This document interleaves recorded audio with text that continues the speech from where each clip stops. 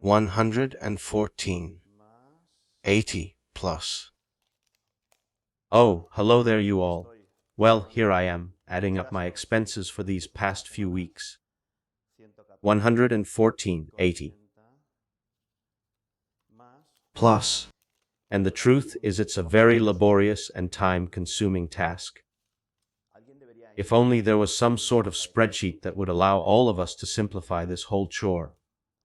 114. Oh, I have forgotten one of the numbers again. This is getting on my nerves already. Keeping track of all these numbers can become super complicated, and unfortunately, I think I might have to start from scratch because I've lost track once again. Well, so in order for all of us not to have to deal with all these problems, in this course we will learn the many uses of a program that can help us deal with all these calculations easily.